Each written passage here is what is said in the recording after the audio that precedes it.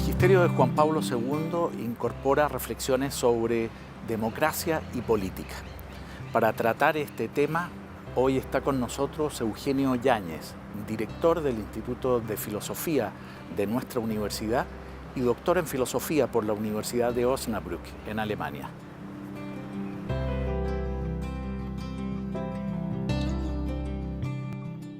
Continuamos con el ciclo Juan Pablo II, Vida y Magisterio, y hoy día nos corresponde analizar, describir, explicar la relación de Juan Pablo II con la política. Y acá quisiera básicamente abordarlo desde dos perspectivas.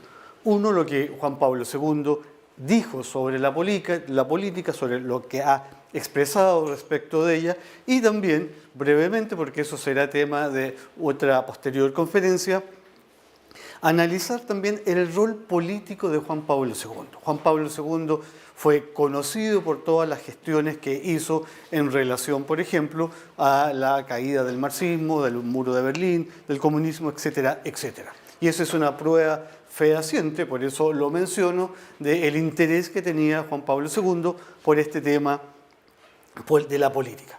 Pero para poder hablar de lo que Juan Pablo II nos dice acerca de la política, tenemos que remontarnos hacia los comienzos de la doctrina social de la Iglesia y hacer en un breve y muy apretado panorama, preguntarnos qué es efectivamente lo que el magisterio social o la doctrina social de la Iglesia ha dicho sobre la política, cómo ve la política, cómo juzga la actividad política.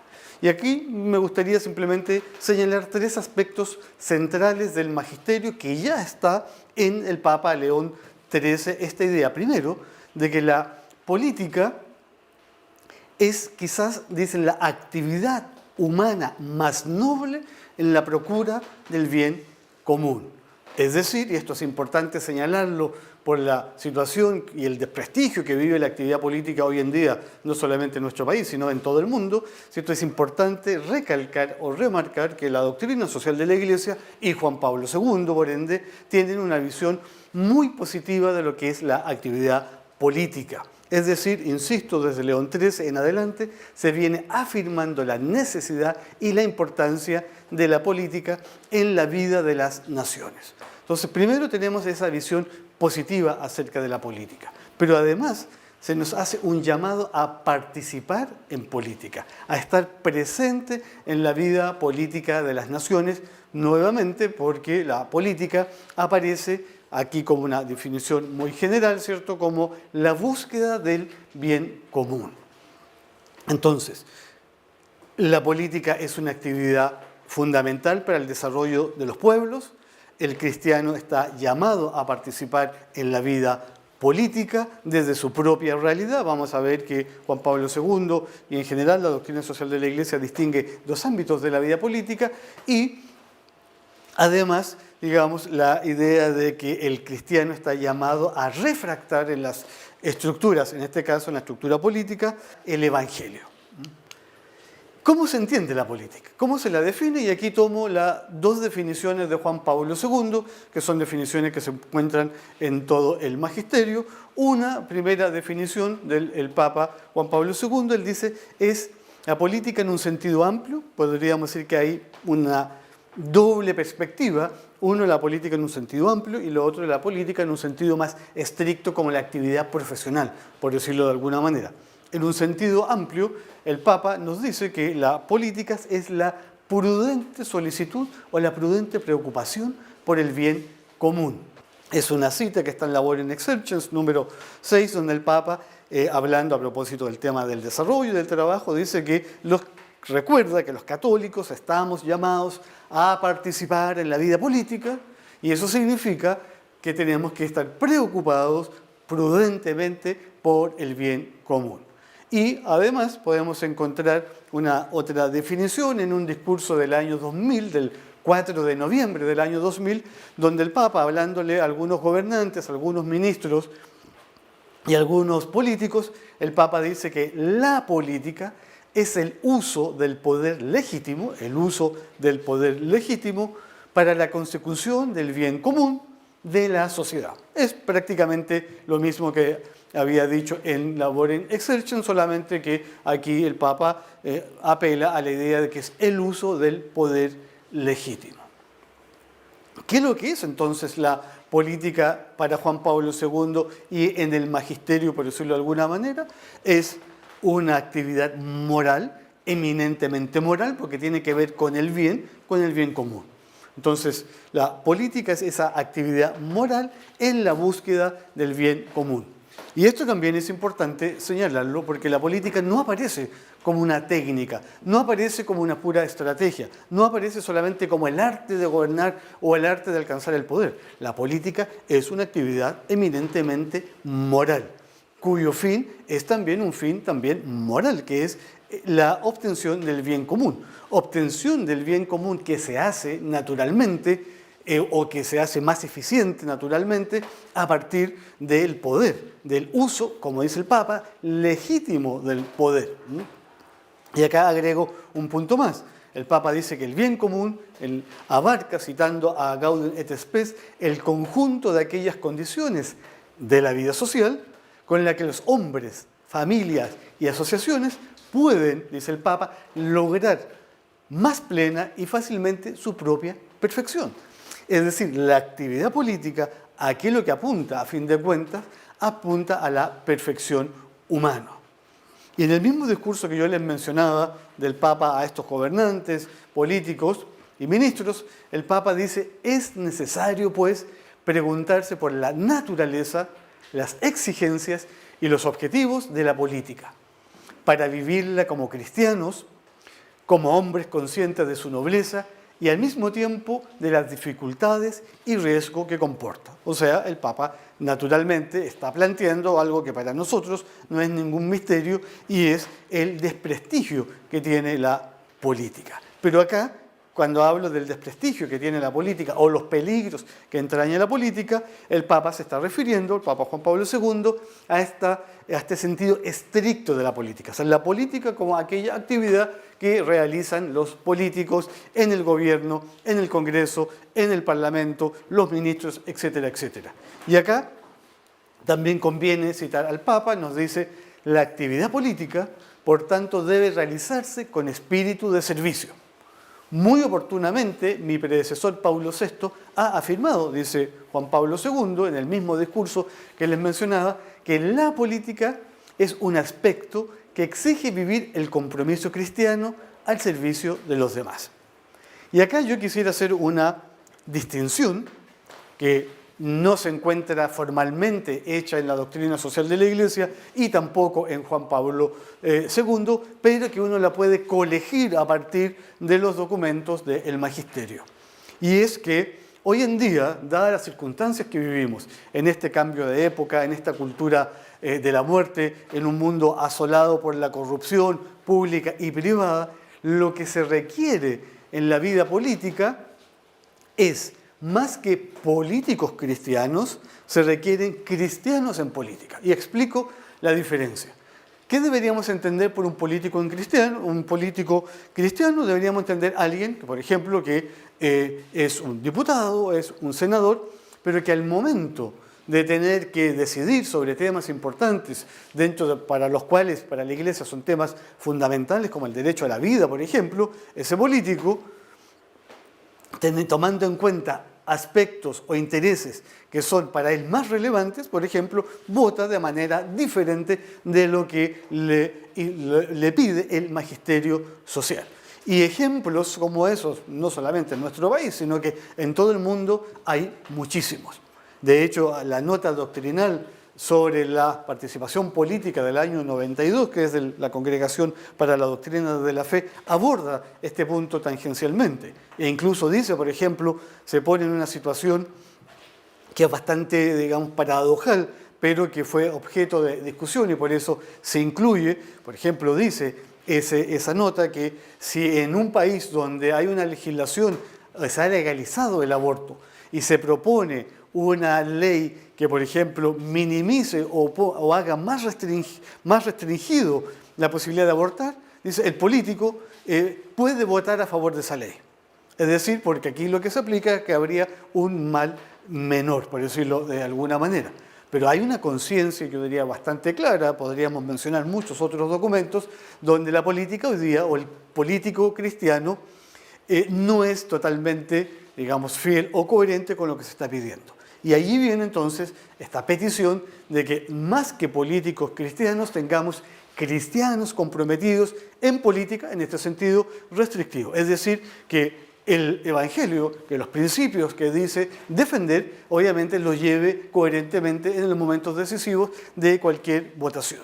Y acá agrego un elemento más que también uno puede en filigrana leer en los textos del Papa Juan Pablo II respecto de la política, que tiene que ver el alcance que tienen los principios de la doctrina social de la Iglesia.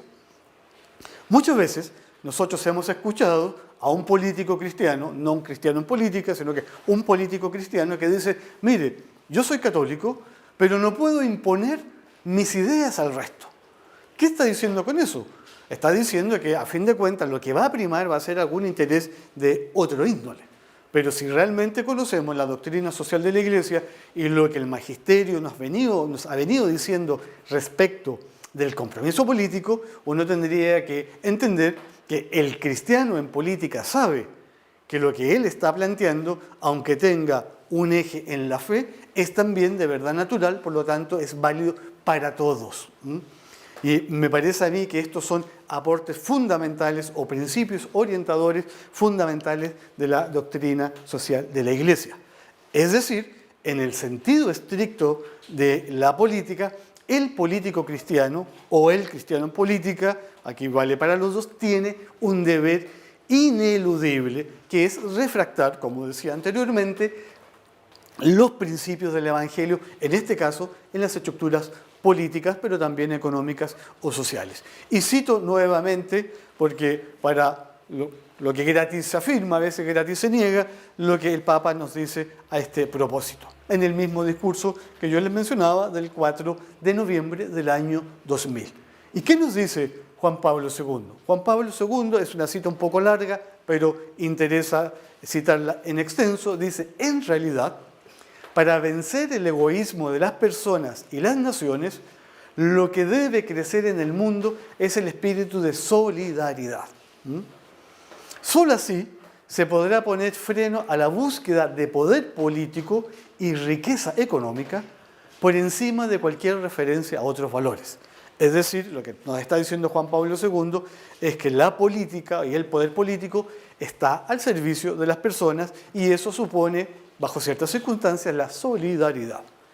En un mundo globalizado, en el que el mercado, que de por sí tiene un papel positivo para la libre creatividad humana en el sector de la economía, tiende, sin embargo, a desentenderse de toda consideración moral, asumiendo como única norma la ley del máximo beneficio. Aquellos cristianos, agrega el Papa, que se sienten llamados por Dios a la vida política, tienen la tarea, ciertamente bastante difícil pero necesaria, de doblegar las leyes del mercado salvaje, salvaje entre comillas, a las de justicia y solidaridad.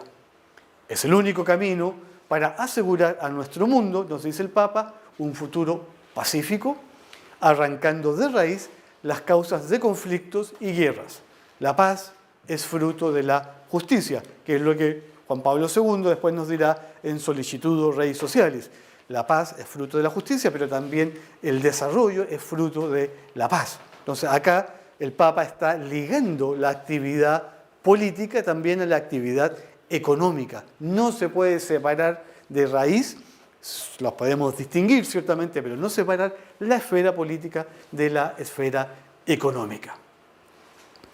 Por último, ¿a quién sirve la política? A la persona humana. La persona humana está en el origen, en el medio y en el fin de toda la actividad política. Y acá también quizá conviene citar al compendio para ver que hay una común unión en los planteamientos del magisterio y en los planteamientos de Juan Pablo II, porque el compendio nos dice considerar a la persona humana como fundamento y fin de la comunidad política significa trabajar ante todo por el reconocimiento y el respeto de su dignidad mediante la tutela y la promoción de los derechos fundamentales e inalienables del hombre.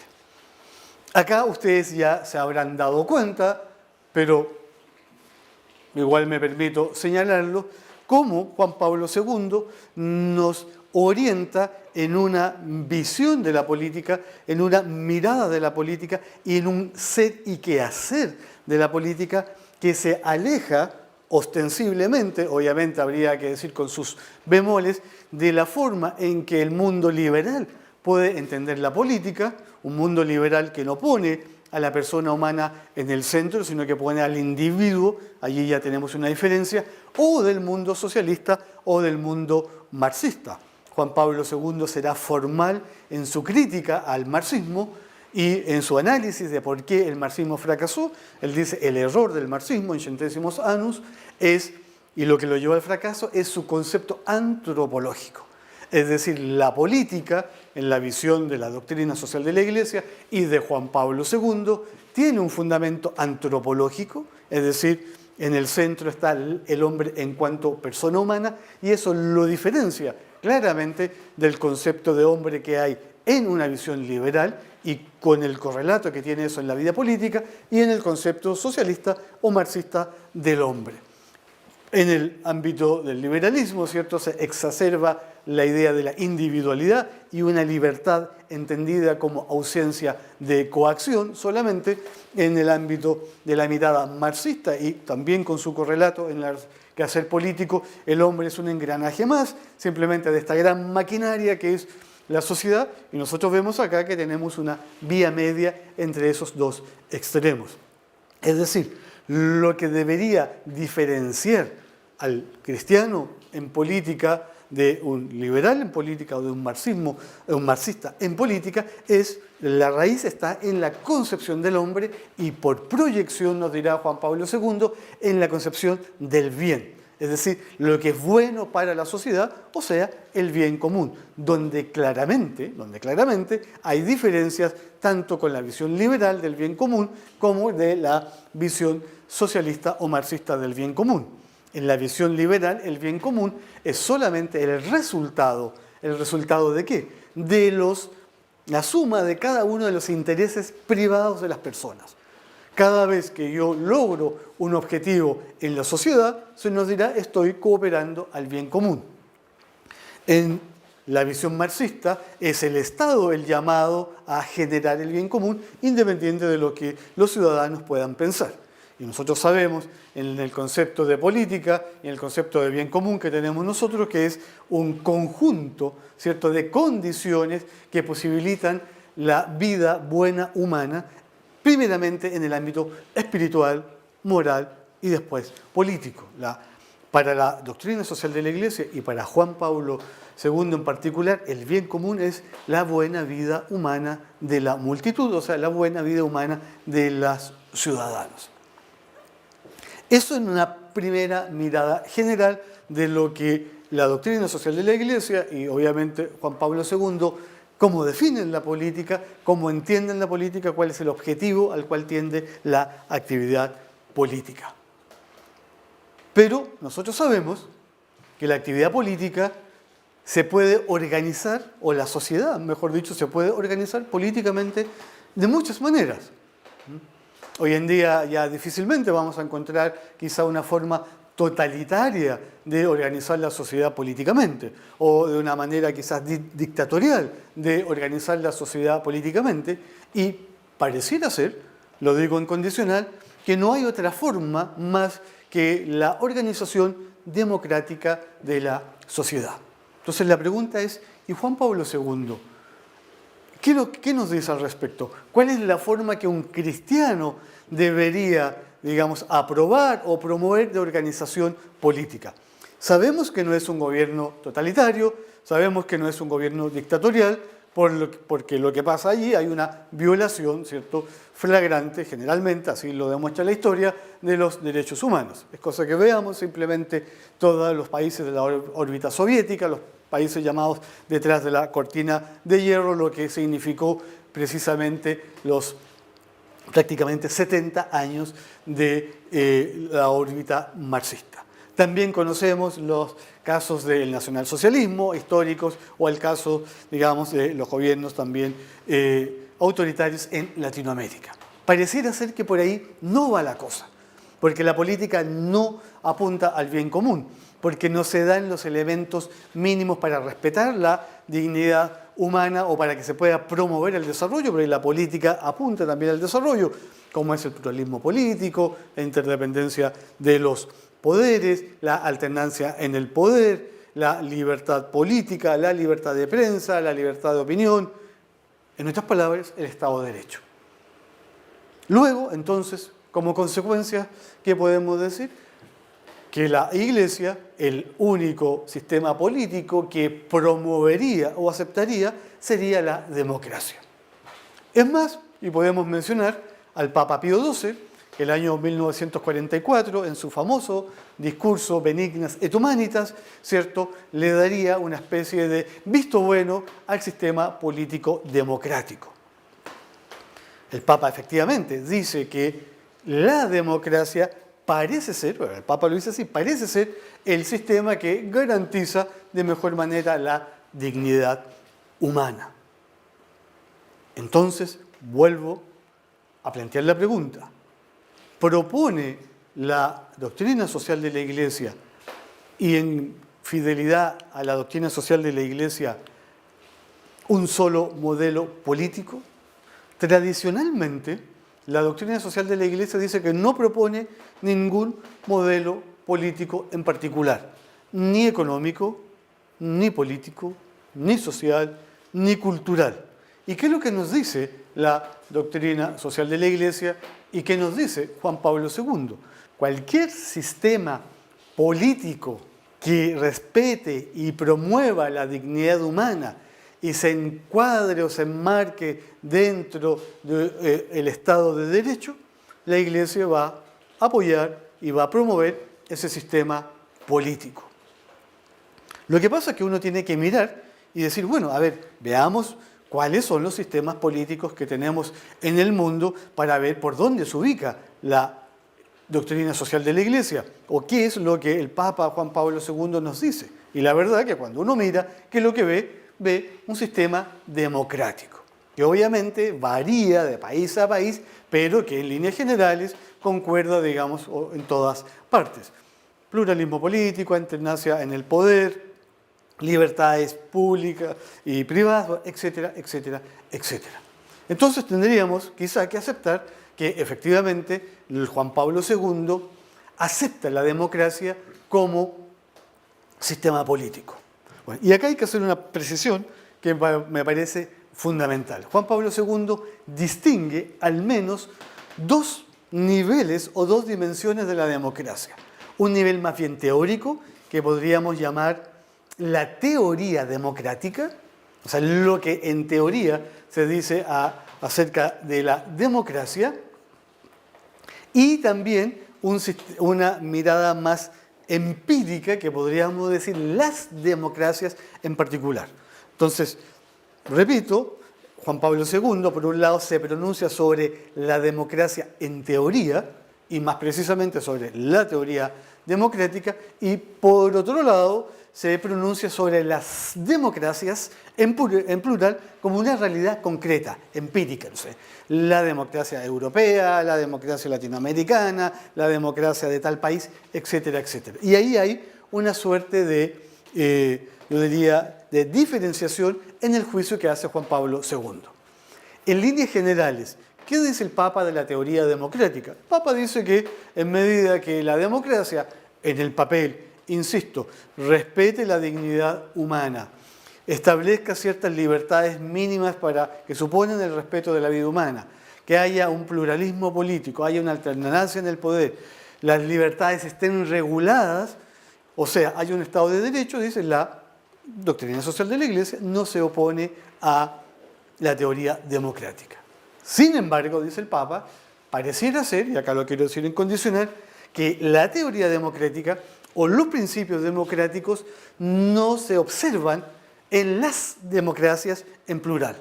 Y para ser más preciso todavía, no se observan, por ejemplo, en las democracias europeas. ¿Qué es lo que el Papa observa?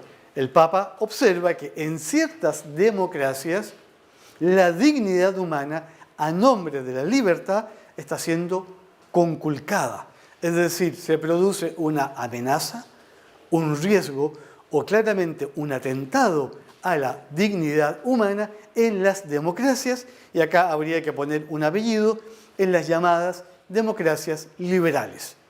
Es decir, la democracia liberal, que en la mayoría de los países del mundo está presente, en el juicio de Juan Pablo II, esas democracias que han abandonado ciertos principios fundamentales como el derecho a la vida, lo que están haciendo es violando la dignidad de la persona humana a nombre de la propia democracia. Y hay un texto claro de Juan Pablo II donde nos dice que las democracias actuales, así como se están desarrollando, se convierten, dice el Papa, si no respetan a la persona humana, se convierten en, dice el Papa, un totalitarismo encubierto. O sea, fíjense lo fuerte de la expresión. Es decir, las democracias como las conocemos hoy día se han convertido o se están convirtiendo al abandonar ciertos principios que después Benedicto XVI nos dirá claramente. El principio de la verdad, por ejemplo, se están convirtiendo en totalitarismos encubiertos. Es decir, Juan Pablo II reconoce la autonomía de la vida política. Eso se ha hecho desde León XIII en adelante, en una encíclica bastante conocida del Papa, Diuturnum Illud, donde el Papa habla de la autonomía de la vida política, pero sin embargo dice que esa autonomía no puede ser total porque no se puede desligar de los principios morales. Bueno, eso, con todos los demás papas, de una u otra manera, han sostenido la misma idea. Hay un respeto por la vida política, hay un respeto por la actividad política, por la autonomía. Hay que dar al César lo que es del César, a Dios lo que es Dios. Sin embargo, esa autonomía no puede ser interpretada como desligarse de ciertos principios fundamentales necesarios en la sociedad, como el derecho a la vida, que es un derecho fundamental, dice Juan Pablo II, no solamente en Veritatis Splendor o en Evangelium Vitae, sino que en muchos discursos para el Papa Juan Pablo II es un principio incluso político, podríamos decir, fundamental, el respeto a la vida humana. Es decir, lo que nos está diciendo el Papa Juan Pablo II, que no puede considerarse como una democracia que respeta la dignidad humana si, por ejemplo, se permite el aborto, o si se permite la eutanasia, o si permitimos que cada año entre 55 o 65 millones de seres, el ser más débil, inocente de todos, ¿cierto?, sea sacrificado en aras, por ejemplo, de la libertad. El Papa entonces nos dice, bienvenida a la autonomía de la vida política, pero esa autonomía no puede desligarse de los principios morales, no puede desligarse de la verdad, de la responsabilidad y de los derechos que son anteriores al Estado. Vuelvo nuevamente a remarcar esta idea que me parece fundamental.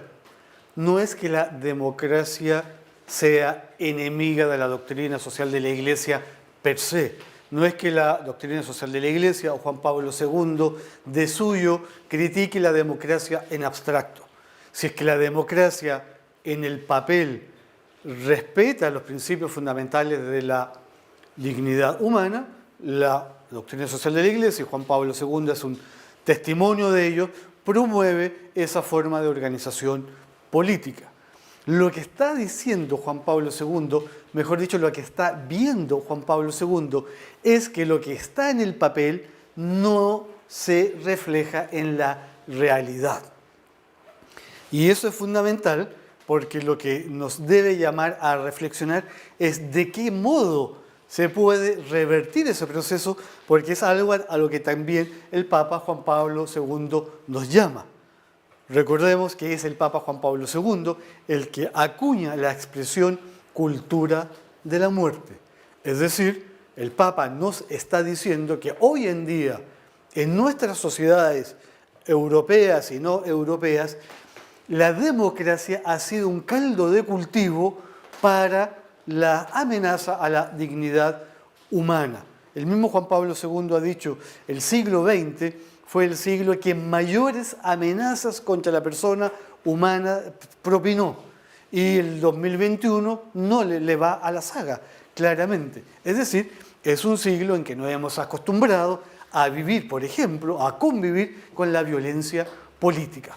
Y por eso, al final, algo diremos de esta lucha del Papa Juan Pablo II por la paz. ¿A quién llama el Papa para cambiar esta situación? Para no vivir en esta suerte de totalitarismo encubierto. Bueno, llama a la sociedad civil, a los laicos que participen activamente y fielmente en la vida política, que hagan sentir su voz de modo tal que no esperemos que sean los gobiernos o las democracias liberales que vayan a cambiar simplemente porque de un día para otro se les ocurrió. Si la sociedad civil no hace oír su voz, no hace respetar el derecho a la vida, no hace respetar ciertas libertades básicas, no hace respetar, por ejemplo, el principio de subsidiariedad, que es un principio fundamental, los gobiernos probablemente, nos dice el Papa Juan Pablo II, no van a cambiar. No van a cambiar. Hoy en día, por ejemplo, alguien podría pensar, bueno, pero a ver, es propio de las democracias liberales no intervenir ni absorber los cuerpos intermedios. El Papa Juan Pablo II nos dice, y toda la doctrina social de la Iglesia, desde Pío XI en adelante, cuando se define formalmente el principio de autoridad, el respeto a los cuerpos intermedios, por ejemplo, a la familia. Pero si en una democracia se crea una ley o se promulga una ley que parte de la base que los padres son enemigos de sus hijos y que la familia, el vínculo que une a esa familia es un vínculo de conflicto, y por eso tenemos que permitirle a los niños y a los jóvenes o a los adolescentes lo que se llama la autonomía progresiva, es decir, que se independicen de los padres y pueden hacer lo que quieran de los padres sin incluso que ellos se enteren, como por ejemplo el derecho a abortar en menores de 14 años, bueno, allí claramente está fallando el principio de subsidiariedad y claramente está fallando la actividad política que no está atendiendo al bien común. ¿Quién entonces va a cambiar esa situación? No van a ser las autoridades, no van a ser los gobernantes. Tienen que ser los laicos o los ciudadanos que organizados de manera prudente hagan y defiendan sus intereses y defiendan los principios fundamentales como el derecho a la vida. Entonces, hay un llamado fundamental que hace el Papa Juan Pablo II en Centésimos Annus. Es lo que el Papa llama la ecología social o la ecología a escala humana, dice Juan Pablo II. Es decir, preocuparse por el medio ambiente supone preocuparse primero por la persona humana. Entonces, allí hay un desafío muy grande que hace el Papa Juan Pablo II a todos nosotros, sin excepción, para que desde nuestras propias realidades, desde nuestras propias disciplinas, seamos capaces de no solamente defender la dignidad humana, sino que promover también la dignidad humana. Si uno mira el panorama actual, creo que ahí estamos en deuda. Creo que nos falta todavía defender de una manera más clara, de una manera más auténtica, de una manera más sólida, aquellos principios que estamos llamados a construir o a señalar, digamos, los principios que tenemos que tener como sociedad. Pablo VI lo dirá claramente, dirá, se puede construir una sociedad sin Dios, pero una sociedad sin Dios a la postre termina convirtiéndose en una sociedad en contra de la persona humana. El Papa Benedicto XVI, volviendo al tema de la democracia, el Papa Benedicto XVI va un paso más allá del Papa Juan Pablo II y no solamente critica las democracias por considerarlas relativistas, sino que también el Papa critica la teoría democrática. Una teoría democrática que ha abandonado la verdad como principio fundamental y que reduce a la democracia a puros procedimientos, a puros mecanismos. Es decir, es una democracia que se vacía de su propio ser. Y por eso que el Papa Benedicto XVI era un crítico no solamente de las democracias, como les decía, sino que de la democracia también en su forma teórica. Cosa que en Juan Pablo II todavía no se alcanza a percibir, por eso que el Papa Juan Pablo II centra su, digamos, crítica política, pastoral política, diríamos, a las democracias desde la propia realidad empírica de cada una de ellas. Insisto nuevamente que esto no significa darle un portazo a la democracia. Si uno ve especie de compendio que se llama el DOCAT, ¿cierto? Que es una especie de compendio del mismo catecismo, nos dice en su número 42, la Iglesia aboga por un orden libre y democrático, ya que este es el mejor garante de los derechos humanos y de la participación de todos. Pero ese orden democrático tiene que verificarse en la práctica. El mismo Benedicto XVI dice, después de la Segunda Guerra Mundial, se erigió como el único modelo posible de organización política la democracia. Pero lo que está diciendo el Papa es que esa democracia no ha respondido a lo que prometía, que era precisamente la promoción de la persona humana. Es decir, el Papa y la doctrina social de la Iglesia nunca han dado un cheque en blanco, para decirlo coloquialmente, a la democracia. Hay un tercer aspecto que está soslayado o en filigrana en la doctrina social de la Iglesia y en Juan Pablo II, que es entender la democracia como una forma de vida. Es decir, no como una teoría democrática, no como una realidad empírica, o sea, una forma de organización concreta de organizar las sociedades, y también como una forma de vida. Y en ese sentido nos dirá Juan Pablo II que la democracia es como un modo natural en que el hombre tiene que relacionarse con los demás. Pero no hay un documento, al menos yo no he encontrado, en que eso esté formalmente expuesto. Simplemente lo podemos colegir de los planteamientos del Papa Juan Pablo II y de sus predecesores. Vuelvo a señalar formalmente lo que yo ya les había anunciado respecto de esta idea del totalitarismo encubierto que habría en las democracias. Nos dice Juan Pablo II, una democracia sin valores, o sea, una democracia relativista, una democracia sin valores se convierte con facilidad en un totalitarismo visible o encubierto, como demuestra la historia. O sea, el Papa me está diciendo, yo aquí no estoy inventando nada, simplemente estoy recogiendo lo que la misma historia nos enseña. Como decía Cicerón, la historia, ¿cierto?, es magistre vitae, es historia, ¿cierto?, es maestra de vida, y es precisamente, no es una teoría, dice el Papa, lo que yo estoy diciendo, es la misma experiencia histórica que nos muestra que cuando la democracia, es decir, cuando la política abandona los principios, cuando la política abandona la verdad, cuando la política se reduce a puros consensos, cuando la política simplemente obedece a una técnica o a una estrategia electoral, cuando la política se divorcia totalmente de la ética, vamos a terminar con democracias que son totalitarismos encubiertos. Y es lo que el Papa está viendo, siguiendo el tradicional método del ver, juzgar y actuar. El Papa lo que está viendo es que las realidades democráticas se han convertido, o las sociedades llamadas democráticas se han convertido en una cultura de la muerte, o han sido tierra fértil o caldo de cultivo para una cultura de la muerte, donde los más perjudicados son siempre los más vulnerables, los más inocentes. ¿Y cuál es el juicio? El juicio claramente es de condena, de denuncia. Y después, entonces, viene el llamado a los laicos a que cambiemos esta situación. No podemos permitirle a la Iglesia o pedirle a la Iglesia que ella sea la llamada a cambiar esta situación. Somos nosotros, cada uno de nosotros, que debería asumir esa misión. Cito al Papa nuevamente para dar a entender claramente lo que acá estoy señalando. Nos dice el Papa en Solicitud Rei Socialis, una mala política. Y cuando el Papa dice una mala política, ¿en qué está pensando? ¿En una política corrupta? ¿En una política relativista? ¿Una política dominada por pequeños grupos de poder? ¿O capturada por intereses económicos que favorecen a unos pocos, ¿cierto?